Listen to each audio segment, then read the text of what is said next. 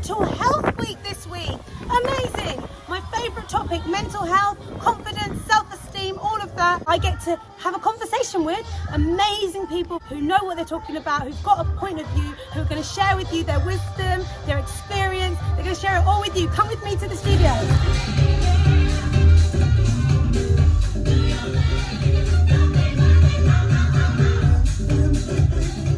Today I'm going to be speaking with Joy, but I'll let her introduce herself. My name's Joy, so Joy Langley, and I am a CBT therapist, so cognitive behavioural therapist, and also a coach. And I kind of meld all the areas of coaching plus my therapeutic knowledge just to make people feel good about themselves. That's my skill. Fantastic. And today I wanted to ask you the question that I'm asking everybody. What does mental health mean to you? I think that people should know what happiness feels like. Okay, we kind of know that. We kind of know when it's absent, or we begin to know when it's absent. It can be a very slow process. I call it, it can be called depression if we're going to the real end state. But you know when you're not feeling great.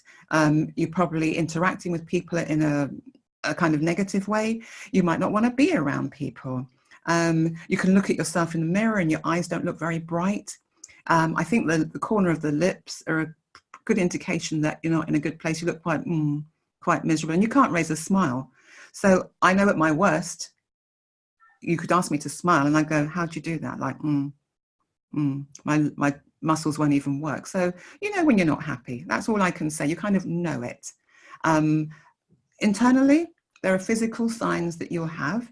If you get into that kind of place of fear, anxiety, worry, doubt, you're going to be triggering this thing that we all know about called our stress response.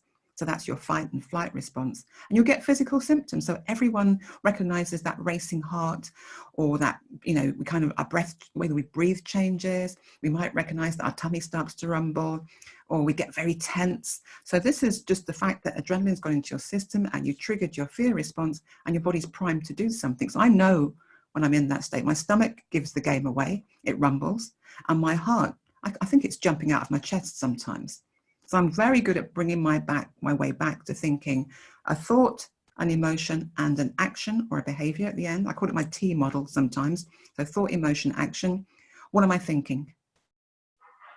And invariably, I'm thinking that I've got something to do and I'm frightened, or I've got something to do and I don't want to do it. And the real trick is to tell your body that you're not in danger, because if you're triggering a stress response, i.e. me and you think there's a saber-toothed tiger out there, or there's some kind of person outside our house that's going to threaten us, we are just going to be on guard. And you want to be on guard, okay? But you need to think about, okay, is that thought true?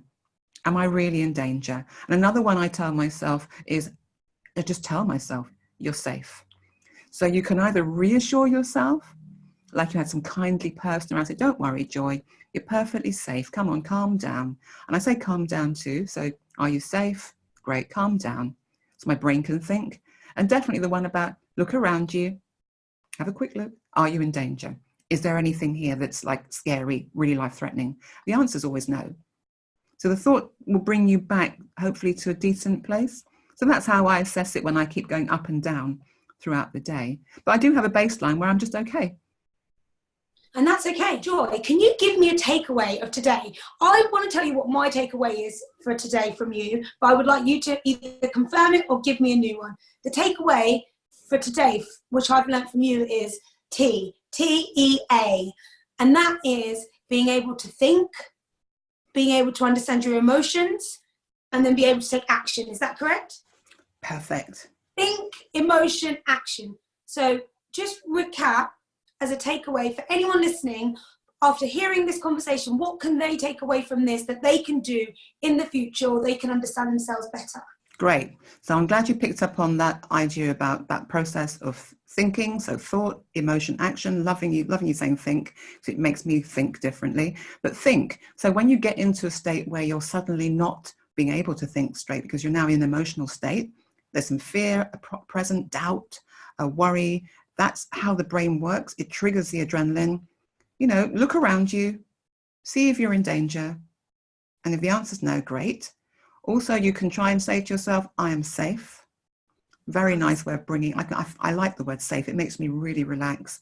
And you can say, I'm safe, and relax.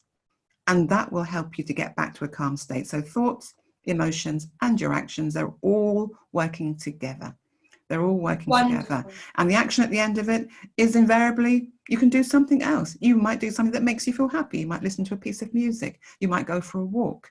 You might read a mantra or an affirmation that puts you back in a different state. So you have the power to change your mood. The fear process and the stress response will take you down a dark alley and beat you up. That's all I can say, Ife. Thank you so much, Joy. So much great stuff to take away. Thank you so much.